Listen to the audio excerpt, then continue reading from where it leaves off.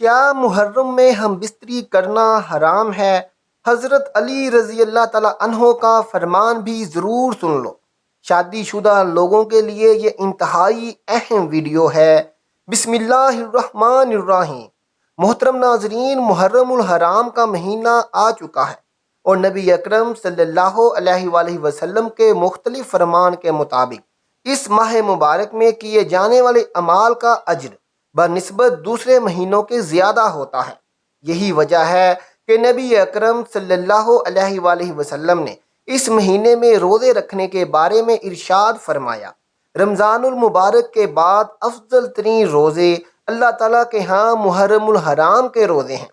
علماء اکرام فرماتے ہیں کہ اس مہینے میں فضیلت محض روزے رکھنے کی ہی نہیں ہے، بلکہ اس ماہ کا ہر نیک عمل بنسبت دوسرے مہینوں کے بہت بڑا ہوا ہے۔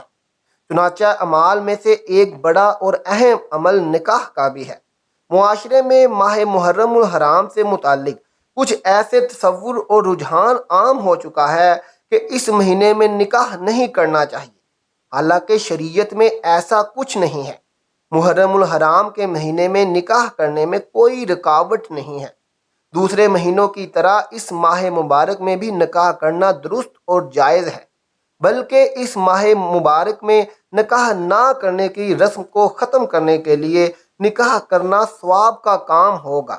اگر اس ماہ مبارک میں شہادتوں کی وجہ سے اس کو غم اور سوگ کا مہینہ قرار دے کر نکاح سے احتراز کیا جائے تو سال بھر میں کوئی مہینہ ایسا نہیں جس میں کسی عظیم شخصیت کی شہادت کا واقعہ پیش نہ آیا ہو، اور اس بنا پر تمام مہینوں میں نکاح سے احترازاً ناممکن بات ہے۔ اس لیے محرم الحرام میں بھی نکاح کرنا عام مہینوں کی طرح جائز ہے۔ ناظرین، محرم کے مہینے میں بیوی سے ہم بستری کرنے سے نکاح ٹوٹ جاتا ہے۔ محرم میں بیوی سے ہم بستری کرنا جائز ہے یا نہیں ہے، اس حوالے سے بھی جان لیتے ہیں۔ ناظرین، 5 حالتیں ایسی ہیں جن میں ہم بستری کرنا حرام ہے۔ اب جب یہ 5 حالتیں بیان کی جائیں گی تو آپ کو محرم کے بارے میں بھی جواب مل جائے گا کہ محرم میں ہم بستری کرنا جائز ہے یا نہیں ہے۔ نمبر 1، جب عورت حالت حیض میں ہو تو بیوی سے ہم بستری کرنا حرام ہے۔ حالت حیض یعنی جو عورت ہر ماہ کے محض مخصوص ایام ماہواری کے ہوتے ہیں، جن کی مدت 7 دن ہے اور زیادہ سے زیادہ 10 دن ہے، تو اس دوران ہم بستری کرنا حرام ہے۔ نمبر 2، جب عورت حالت نفاس میں ہو۔ نفاس اس خون کو کہتے ہیں جو بچہ پیدا ہونے کے بعد خون آتا ہے، جس کی مدت زیادہ سے زیادہ 40 دن ہے۔ جب خون ختم ہو جائے، رک جائے، تو نفاس ختم ہو گیا، اس کے بعد ہم بستری ہو سکتی ہے، تو یعنی حالت نفاس میں ہم بستری کرنا حرام ہے۔ نمبر 3، روزے کی حالت میں ہم بستری کرنا حرام ہے۔ مرد عورت دونوں کے لیے چاہیے، مرد روزے کی حالت میں ہو یا چاہے عورت روزے کی حالت میں ہو، تو ہم بستری کرنا حرام ہے۔ نمبر 4، اعتکاف کی حالت میں، چاہے مرد اعتکاف میں بیٹھا ہوا ہو چاہے عورت اعتکاف میں بیٹھی ہوئی ہو، تو ہم بستری نہیں کر سکتے۔ نمبر 5، احرام میں، احرام کی حالت میں بھی ہم بستری کرنا حرام ہے۔ ان 5 حالتوں کے علاوہ کوئی حالت ایسی نہیں ہے جس میں شرعاً ہم بستری کرنے کی ممانعت ہو۔ محرم میں ہم بستری کرنا بالکل جائز ہے، حلال ہے، حرام نہیں ہے، اور نہ ہی اس سے کوئی نکاح ٹوٹ جاتا ہے۔ ایسا کوئی شرعاً حکم نہیں ہے کہ بیوی کو الگ کر دے اور ہم بستری نہ کریں۔ شرعی طور پر اس میں کوئی روک ٹوک نہیں ہے۔ علماء کرام اس بارے میں کیا فرماتے ہیں کہ محرم الحرام میں میاں بیوی ہم بستری کر سکتے ہیں یا نہیں، اور کن کن دنوں میں ہم بستری کرنا منع ہے۔ محرم الحرام میں ہم بستری کرنا بلا عذر جائز اور درست ہے، کیونکہ حضرت امام احمد رضی اللہ تعالیٰ عنہ تحریر فرماتے ہیں، ماہ محرم میں نکاح کرنا جائز درست ہے، نکاح کسی مہینے میں منع نہیں۔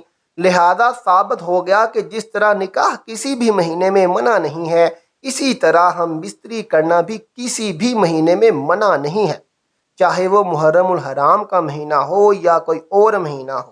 اور اس کے علاوہ کن کن راتوں میں ہم بستری کرنا منع ہے، اس کی وضاحت کرتے ہوئے امام غزالی رحمۃ اللہ علیہ فرماتے ہیں کہ امیر المومنین حضرت علی رضی اللہ تعالیٰ عنہ سے روایت ہے ہر مہینے کی چاند رات اور چاند کی 15ویں شب اور چاند کے مہینے کی آخری شب ہم بستری کرنا مکروہ ہے کہ ان راتوں میں جمعہ کے وقت شیطان موجود ہوتا ہے۔